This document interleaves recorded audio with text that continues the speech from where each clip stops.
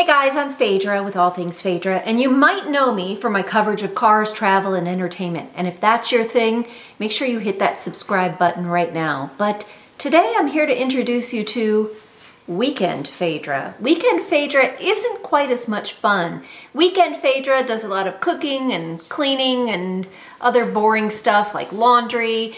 And Weekend Fadra also does a lot of DIY projects, and the reason for that is so that the other Fadra has money to focus on cars, travel, and entertainment. So today's project, as you might have guessed, is replacing that kitchen faucet. Now, it looks like a perfectly good faucet. We've had it for probably 7 or 8 years. It's a Delta faucet though, and it's leaking, it's dripping, it's moving, and we've done everything to repair it, and it's basically at the end of its life. So we've got a brand new Moen faucet that we're gonna put in. I say we because I've got an off-camera assistant. If you're like me, maybe you are DIY minded, but you don't always have all the skills. So I am here to take you, the beginner, who maybe has the aptitude for it but not the know-how, and we're going to figure out how to do this together. I've got my husband who has all the know-how, who's going to be helping me, but he's had some rotator cuff surgery, so I'm going to be doing the heavy lifting this time, and I'm going to bring you along with me. So let's get started. So step 1, clear your workspace. That was pretty easy. Actually, it wasn't easy. It was pretty messy here. Step 2 is make sure you have your faucet. I actually got this Moen faucet from, I believe it was Overstock. So make sure you know what you want and make sure you know if this is going to differ from what you already have in place. I got a faucet that resembles what I already have, so I know I'm not going to have to deal with extra holes. If you're thinking about doing a project like this, I can't stress enough how important it is to have the right tools. So here are the tools that are needed for this project. First of all, a bowl. It doesn't have to be a bowl like this, but a bowl or even towels will work. You're going to use that to catch any water drips under the sink. You're also going to need a few wrenches. So for this project, a 5/8 wrench, which is what I used for most of the project, and that's a pretty standard size for plumbing projects, but you may need something different. I also needed a 3/4 inch wrench for some tightening. I also needed something called a Basin wrench, which looks very similar to this. You may or may not need it. You could also use an adjustable wrench for some of these things as well. And then finally, whatever comes with your faucet is going to give you some proprietary tools. These are some of the ones that I used. This was to remove the old faucet. This was to tighten the new faucet. And then it actually has holes in it, so you can use it almost like a torque wrench and get good tightening on some of the nuts in there. So you don't need anything too incredibly fancy to kick this project off. The next thing that we're gonna do is we're gonna have to get up close and personal with the underneath part of the sink.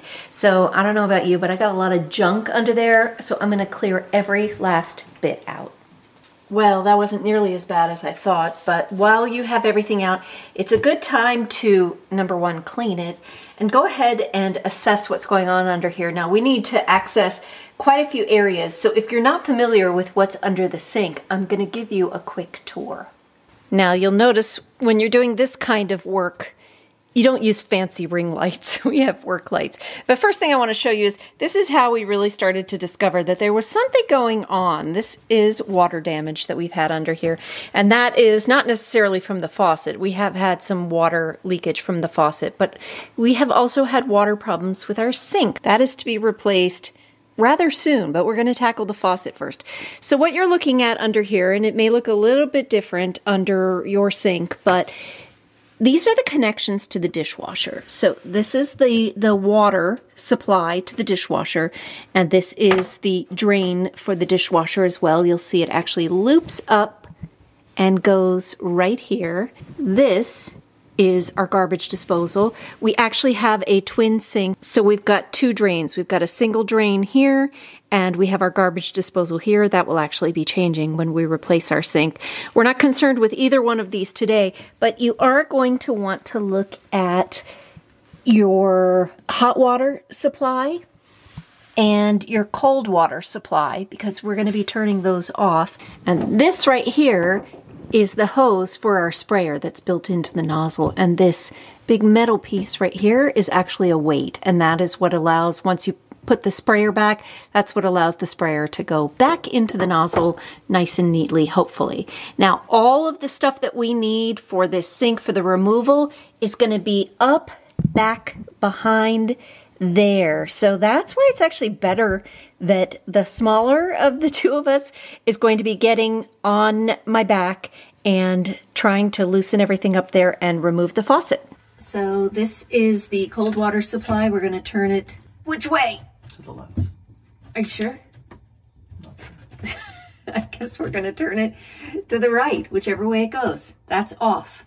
Now we're moving over to the hot water, and we turn that off as well.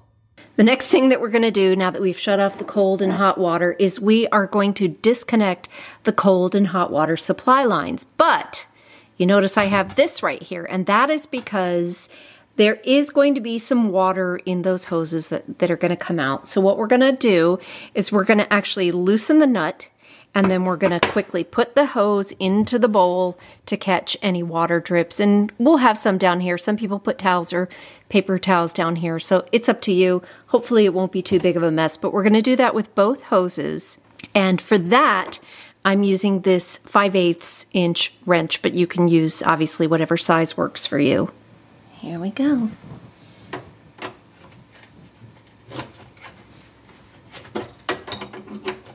Righty tighty, lefty loosey.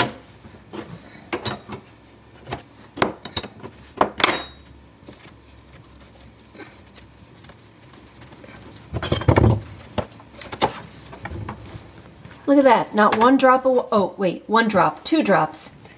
Now we're gonna do the same thing for the hot water.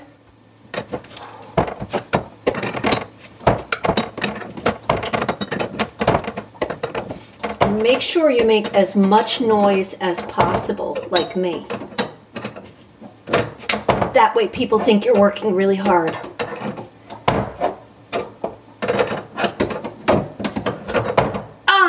Just kidding.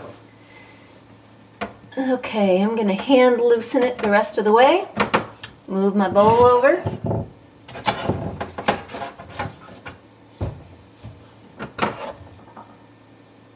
Okay, got some water coming out here. That was actually pretty easy for me to loosen, but if your faucet is pretty old and those nuts are really tight, you'll probably want to use a second wrench. Use one wrench to hold the valve steady and use the other wrench to loosen the nut. All right, I'm ready to go in, and what I'm going to do first of all is just kind of assess what we've got back here. I'm underneath the sink and I'm so close to the garbage disposal, I feel like I could eat it. So here's what we've got right now. We have 3 holes cut into our cabinet, and we're only using one, and we're only going to continue to use one. So think of these on the side as kind of like giant nuts holding the faucet on top and filling these holes that we're not using. This is where we have the cold water supply, the hot water supply, and the sprayer. So the first thing that we're going to do is loosen everything up and remove the faucet. Now we're going to use a brand new, to me, tool called a Basin wrench, and this gives you the ability to loosen or tighten, I guess, oddly shaped nuts or pipes or whatever, and you can flip this around depending on which direction you need to go in. And so we've got to do it this way because we're going to wrap it around the plastic nut in there, and then we're going to use this lever to twist it. Here we go, back in under the sink. Now let's give it a try. So we're going to wrap this around, I'm going to wrap it around this. I don't know about this. That's what I did to tighten them. Okay. I knew there was going to be a hard part. Oh, yes! Okay. Round 2. Oh, this one was much better, much easier. So we've removed the plastic nuts here, and what we want to do now is we want to loosen this. That looks pretty tight and a little corroded, but if we loosen that, then this whole piece should come down and release the faucet up there. So let's give it a try. So because we were the ones that originally put in this Delta faucet, we have this tool that came with it, and this is what we're going to use to loosen the main nut in the center there so that we can loosen up the main fixture. If you don't have this, or if this doesn't work, that's when we're going to rely on ye old Basin wrench. So let's go back under. Now, to get access to that with this wrench, I had to thread it through this hose. So we're going to get it up there, and I'm going to attempt to loosen it. Well, that's going to require some work. I was all worried. I just had to shove a couple things out of the way, and then look at that. That is, I can do it one-handed. That is not what I was expecting. So, hey, we're in good shape. Okay, there we go. So I actually had to, that was a long thread, but I had to get the bolt and this brass plate completely off. So I'm going to have to take it over the hose so that we can then pull the faucet out of the top. And now the moment we've all been waiting for, rather the moment I've been waiting for. I should just be able to pull it, right? Yep. Oh, baby! And then we're going to remove, I learned this is called an escutcheon plate, right? Mm-hmm. The escutcheon, ooh, that's nasty. Ugh, is that all our gook? So this is the gunk I was referring to. This is all the junk that seeps in underneath your faucet after years of use and abuse. So I'm going to give all of this a good cleaning, and as you can see, we have 3 holes here, and that would be used if you were using a single faucet and hot and cold separate faucets. If you only have 1 hole, you can actually mount the faucet directly to the center hole. We're going to have to use this escutcheon plate on the new one as well, because that'll cover up the other holes that we're not using. So I'm going to clean this up, and we're going to start the installation. Okay, let's do a quick review before I move on to the new faucet, because it might have been a little difficult to see some of what was going on under the sink. So this is the old faucet. This is the hose. You can see the hose sprayer coming down through here, and we have the connector for the water temperature to the sprayer hose. This is where I had to pop off the quick connect piece. And then we have the hot and cold water connection hoses. So on the sink, we had this bracket that was holding the faucet in place, and then on top of that, we had this escutcheon plate.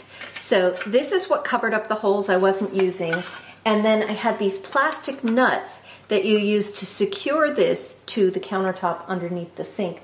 I also had this brass plate and this nut that secured the main faucet underneath the sink.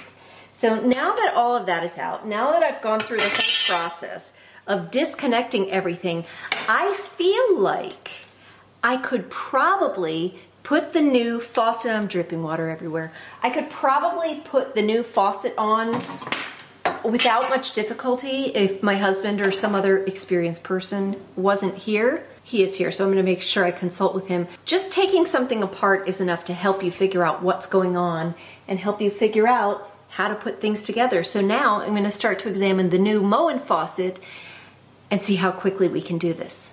Okay, I'm just doing a quick review of the faucet. So here's the faucet, very, very similar style with the off and on. It's got the hose sprayer and, oh, I guess this is the hose sprayer, and then this is the long cord for the sprayer, and then this is, instead of plastic, it's like a mesh hose for the hot and cold.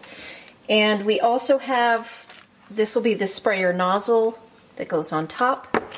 We have the weight that we'll use for the sprayer hose. We have the plates to secure everything to the countertop. And then this is their version of the special wrench to tighten everything. So doing it once makes me feel pretty confident looking at this box right here. So we're going to go ahead and get this process started. So we did something really remarkable, and we read all the instructions, so we know exactly what we're going to do. So we're going to start with this plate. They call it the deck plate, and it actually has a gasket that goes underneath. It does come with a a single gasket if we were going to mount it directly to the counter, but we're going to use this plate. So we've got a gasket here that fits underneath. We're going to put that on top. We're going to feed the faucet down through it, and we're going to secure this to the countertop, and then we're going to deal with the hot and cold hoses, which are nicely marked right here. One is hot, one is not hot. And then we are going to finish up by adding the sprayer and adding the weight appropriately.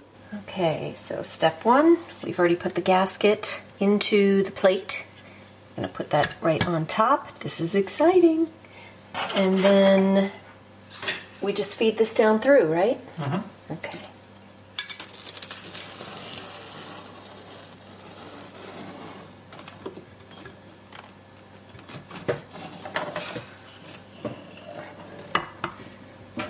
Oh, how's it gonna go? It's gonna go like this.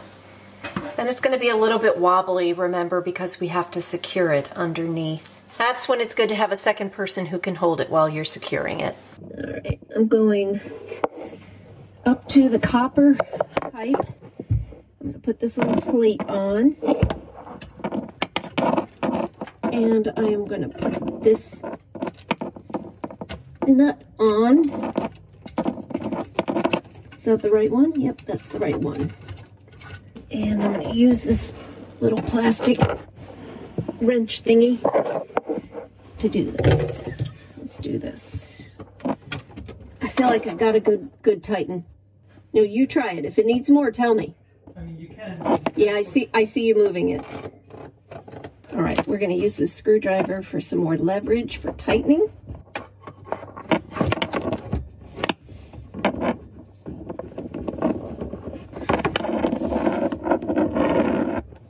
Now I have to take that little plastic nut, take this little hose protector, put it on the end.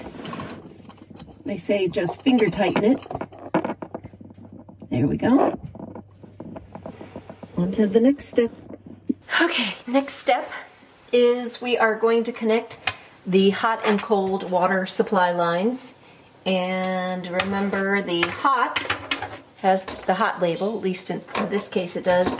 And we're going to need a wrench for that. We've already measured, and luckily our 5/8 wrench is going to work for this as well. Okay, hot water.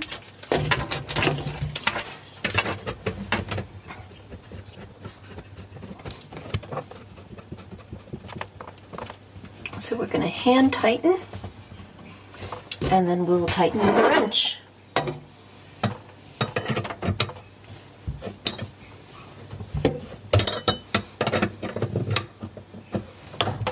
Oops. I'm just going to hold this. Okay, I think it's good. All right, cold water supply.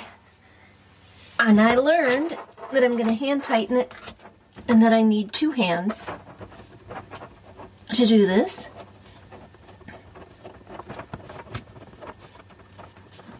Once it's tight, I'm going to hold this. What's next? Next step is to feed the sprayer hose through. That's going to come all the way down underneath. I'm going to put the weight on, and I'm going to hook it to the water supply line. This is a quick connect. Remove the plastic cap. Now I got it. Okay, and I need to add the weight. Now for this one in the instructions, it says slightly below the yellow tape is the install zone for the weight. So we're going to put it on here like this. Okay. Now we're going to go top side. The next step is actually flushing the line, so I'm going to go back under, turn the hot and cold water on, and then we're going to flush the air out of the lines before we attach the sprayer. I'm going to hold this piece, turn this on, and let it run for 15 seconds. Ooh. I don't feel any hot water yet. Oh, there we go, hot water. Okay. Once that's done, we are going to remove the protective cap from the sprayer.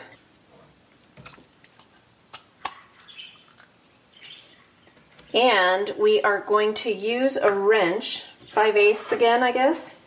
And we are going to hand tighten this. We're going to use a 3/4 this time. And we're going to use this to make sure the sprayer is on tight, but it says do not over tighten. So I'm going to stop there. Now, according to the instructions, I'm done. So I'm just going to test out the sprayer, make sure everything works. Spray, not spray. And there you have it. A newly installed kitchen faucet, all by myself, with the exception of a few questions that I had to ask my husband. He was great at being my tool caddy. He got what I needed, and he also helped. You definitely would want a second pair of hands to help with the faucet while you're securing it underneath the countertop, just to hold it straight. So that was pretty quick, pretty easy, and I hope you learned something from Weekend Fadra. If so, be sure to give the video a like. I hope it gives you the motivation that you need to go out there and do your own DIY, like replacing your kitchen faucet. You got this.